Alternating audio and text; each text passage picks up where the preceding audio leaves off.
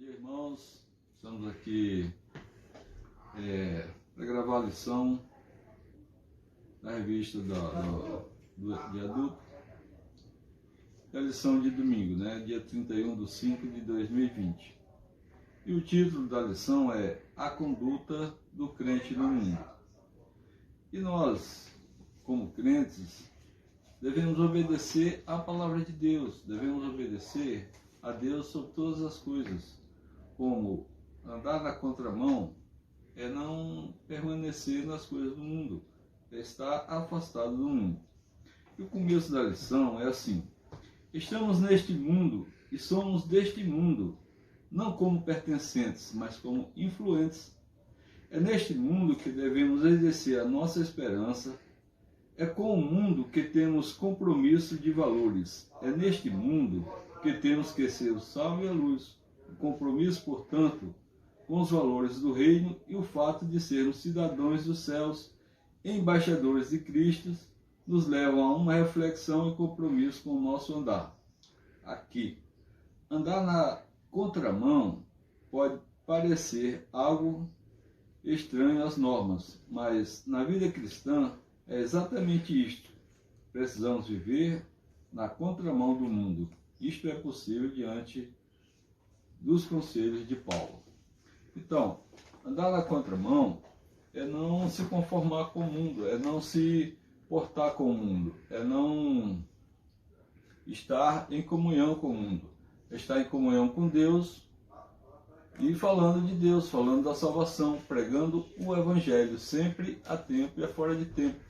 Sejamos uma bênção onde quer que estejamos. E lá em Efésios 5:1 diz, no começo da leitura, que é Efésios 5:6. E 5:1 diz: portanto, sedes imitadores de Deus como filhos amados. E aí, como é que a gente pode ser imitador de Deus, sendo crente, mas pertencendo ao mundo?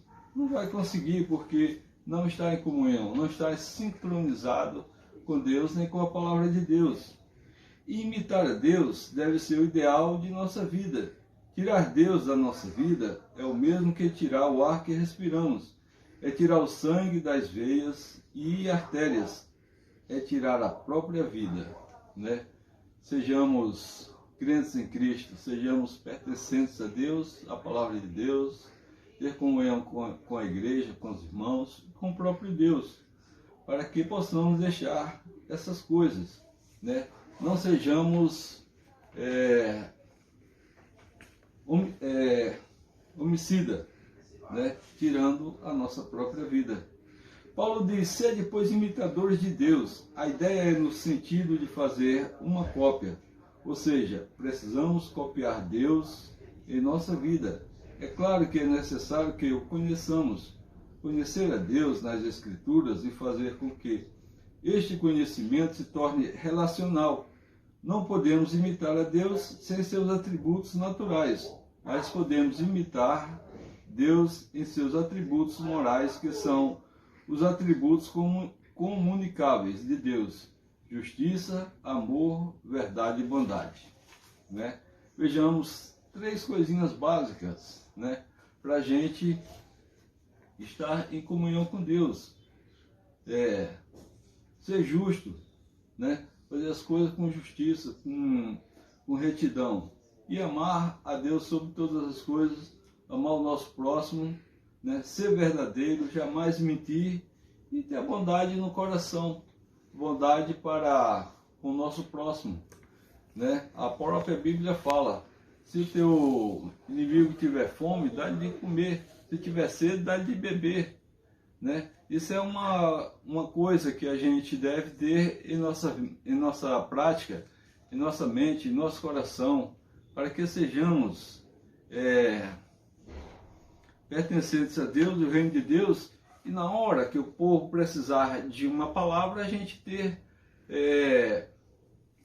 como falar, ter autoridade para falar, né? Se a gente estar nessa condição de crente, estar nessa condição de justiça, amor, verdade e bondade.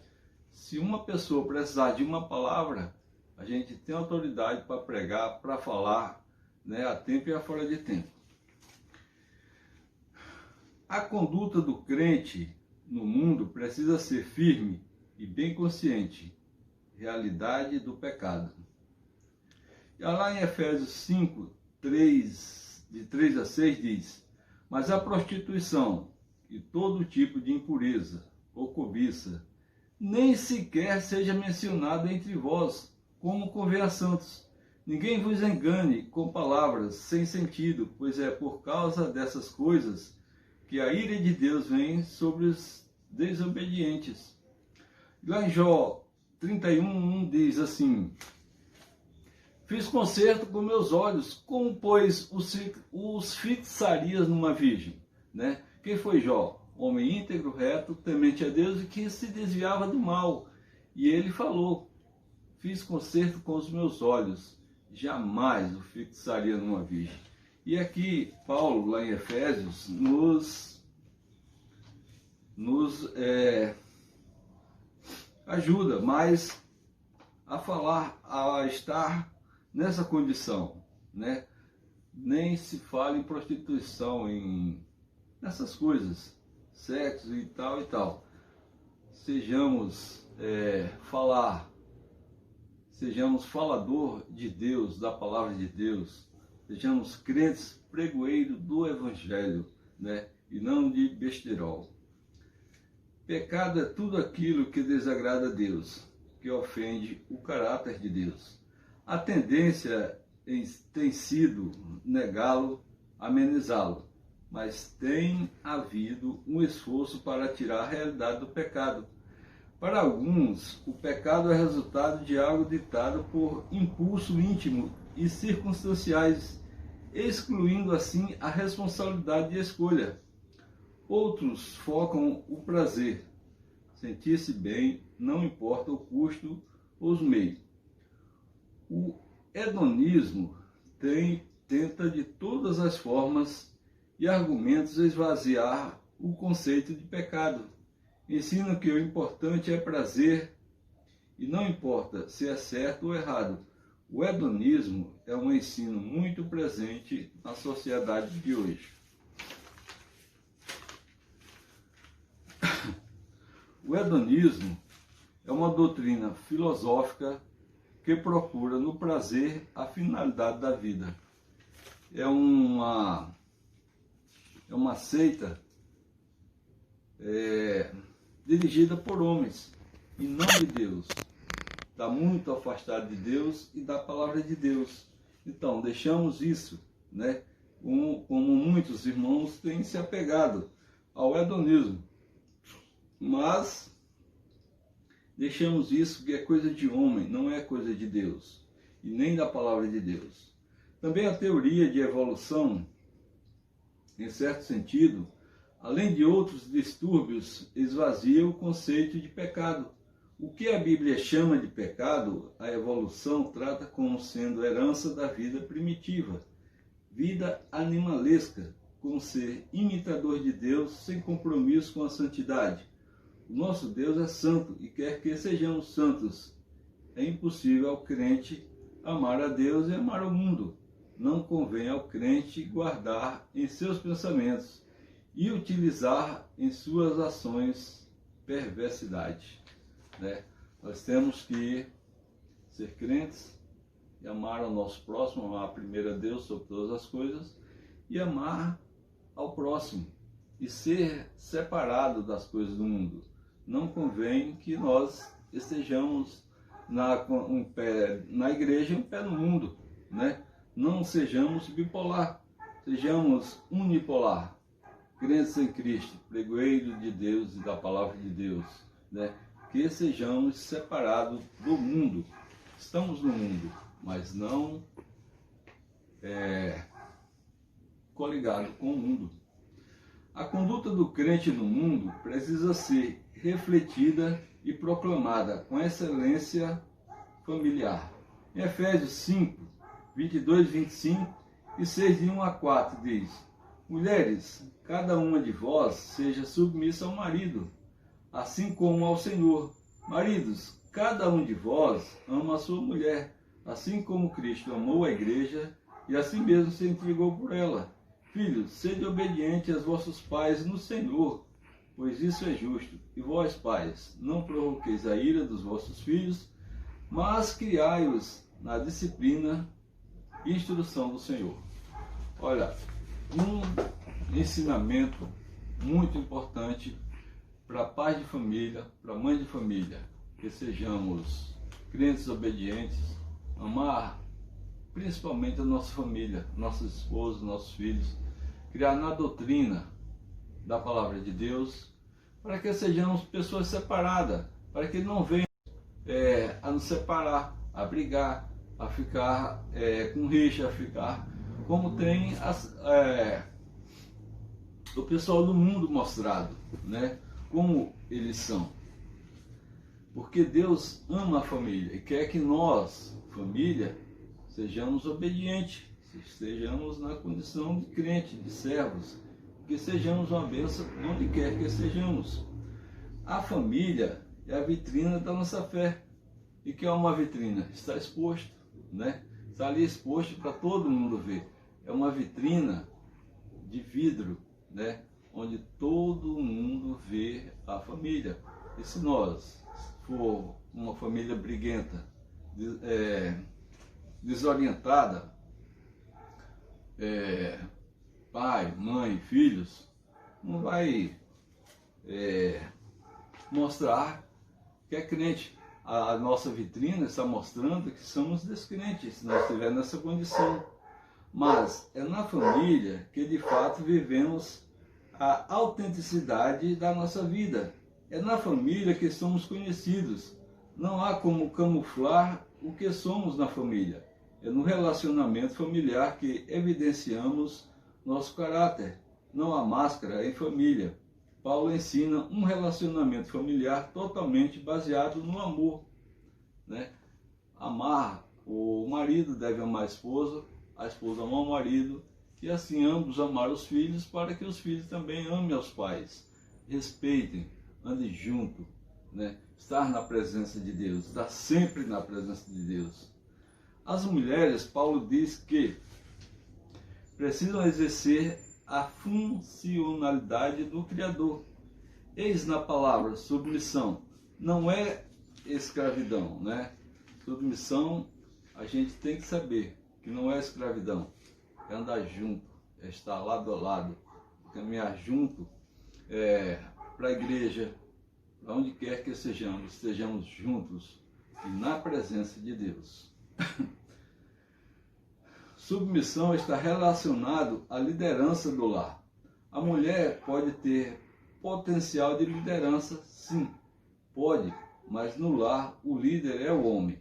Mulheres que mandam no lar, em circunstâncias, além de trazer frustração para dentro de casa, se torna insubmissa à palavra de Deus e está contra Deus, porque o homem é o cabeça do lar, da casa, como Jesus Cristo é a cabeça da igreja, né? O homem, sejamos crentes, sejamos obedientes a Deus e à palavra de Deus, sejamos na liderança, sejamos convidando a nossa família para ir para a igreja, assistir os cultos, a fazer o devocional, a ler a palavra, a orar juntos, a estar sempre juntos, até as refeições, tudo.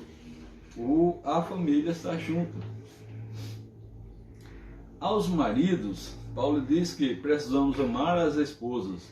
As mulheres precisam ser amadas e sentirem-se amadas. Este projeto relacional, projetado pelo Criador, está significativamente relacionado à composição emocional e espiritual do homem e da mulher.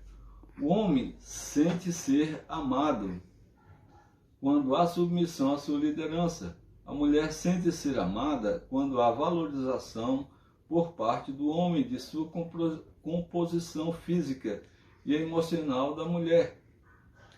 A conduta projetada por Deus se estende aos pais e filhos. Estes devem obediência aos pais em tudo. Pais comprometidos com o Senhor e com a palavra serão exemplos de obediência Aos filhos não devem ser irritados com desequilíbrio de disciplina, onde há rancor e ressentimento. Se não houver coerência por parte dos pais, despertará aflição e ira. A conduta do crente no mundo se torna possível e inconfundível com o enchimento do Espírito Santo. É o Espírito Santo quem nos conduz, nos capacita, nos molda e nos traz das trevas para a maravilhosa luz. A vida cristã, Efésios 5,18, só a parte B. Mas enchei-vos do Espírito. Esse encher do Espírito é aceitar Jesus e deixar que o Espírito habite em nós. A vida cristã não pode ser vivida com sequidão espiritual. Também é perceptível que a vida do crente neste mundo se torna ineficaz sem a ação do Espírito Santo em nós. O grande desafio é entender se temos o Espírito Santo, mas o desafio é se de fato o Espírito Santo nos tem. Vivemos cercados por este mundo mau, cruel, tenebroso, cujos princípios e valores vão se perdendo numa velocidade incontrolada. Vivemos o desafio de viver no mundo, mas como cidadãos dos céus. Vivemos num contexto de conflito. Somente uma vida de enchimento do Espírito nos habilita e qualifica para vivermos os valores do reino, mas ainda limitados pelo corpo mortal. É um enchimento contínuo. Nunca recebemos a graduação de sermos plenos. O enchimento do Espírito é dinâmico. Quanto mais o crente experimenta esta realidade, mais necessidade tem desse enchimento. Enchei-vos do Espírito. É sempre estar em comunhão, sempre estar separado das coisas do mundo, é sempre se voltar para Deus, sempre estar orando, buscando, e se possível até de joelho. A conduta do crente no mundo é vitoriosa porque temos a armadura de Deus. Efésios 6:11. Revesti-vos de toda a armadura de Deus para que possas permanecer firmes contra as ciladas do diabo. Não é a nossa armadura, é a armadura de Deus. Às vezes queremos fabricar a nossa armadura, não vai dar certo. Deus tem preparado e oferecido a sua armadura, providenciada por Ele, para que a usemos em tempos de luta contra toda espécie de malignidade que se prepara do mundo organizado para nos atacar. Estamos numa peleja real, não imaginada. Nossa luta não é carnal, nem material, como alguns imaginam. Nossa luta é espiritual, contra os poderes das trevas, mesmo quando estes se manifestam de forma humana e nos sistemas estruturais da sociedade. Mesmo assim, a luta é de natureza espiritual. Por ser um ser tentável, o homem precisa permanecer firme contra as investidas. Será a armadura de Deus que o fará permanecer inabalável. Paulo tinha em mente a armadura usada pelo soldado romano. A primeira parte da armadura é o cinto da verdade que, cingindo nossos lombos, nos dá firmeza e segurança. Falar e viver a verdade é essencial para lutarmos contra o pai da mentira. Precisamos ser verdadeiros, íntegros e com a mensagem da verdade. Depois vem as sandálias, os sapatos do Evangelho da Paz. Mensageiros da paz de Cristo somos nós. Quem vive em conflito, busca atritos, se torna presa fácil do diabo. Depois vem o escudo da fé, protegendo o tórax e o coração. Somos protegidos pela fé. A confiança em Deus faz com que cada peça da armadura se torne eficaz. Depois vem o capacete da salvação, protegendo a cabeça e a mente. E por último, é a espada do Espírito, que é a palavra do Senhor. ninguém pode ir para a batalha sem a palavra. Amém? Glória a Deus. E conclusão. Conduta é algo sério num mundo com tantas vertentes e numa sociedade tão pluralista que tem esvaziado os conceitos de ética e vida com Deus. No mundo do relativismo ético e modernismo de ideias, vivemos o grande desafio de mostrar a nossa fé pela nossa maneira de viver. Viver na contramão do mundo não pode ser uma opção, e sim uma exigência imperiosa de quem escolhe a cruz. Como viver a conduta do Reino de Deus neste mundo tenebroso, ruim e mau? Fincando bem firmes as estacas de nossos princípios que não podem ser removidos, colocando como ideia de projeto de vida ser imitador de Deus, valorizando e proclamando a família como instituição divina e por isso precisa viver e existir segundo os preceitos da palavra. Reconhecer que estamos numa batalha e que esta é de natureza espiritual, portanto precisamos de armas espirituais. E Hebreus 11:1 diz: ora, a fé é o firme fundamento das coisas que se esperam e a prova das coisas que se não vê. E 11:6 diz: ora, sem fé é impossível agradar-lhe, porque é necessário que aquele que se aproxima de Deus creia que ele existe e que é galardoador dos que o buscam. Portanto, está aí a palavra de Deus, que vivemos na contramão e vivemos na fé, que ele vai nos ajudar, vai nos proteger e vai nos dar a vitória, né? Por Cristo Jesus, que é o nosso Senhor e Salvador. Amém? Glória a Deus. Vamos só fazer uma pequena oração, Eva. Santo e amado Deus, Pai eterno, muito obrigado, Senhor, por esta porção lida, por esta lição e por estarmos aqui, Senhor, para fazer a Tua obra. Pai, perdoa, Senhor, os meus pecados e as minhas faltas e enche-nos, Senhor, com o Teu Espírito Santo, para que possamos ser crentes fortes, crentes que se desviam do mal e que sejamos estar em Tua presença juntamente com a nossa família. É isso que eu te peço, te oro em nome de Jesus Cristo, Teu Filho amado. Amém. Amém.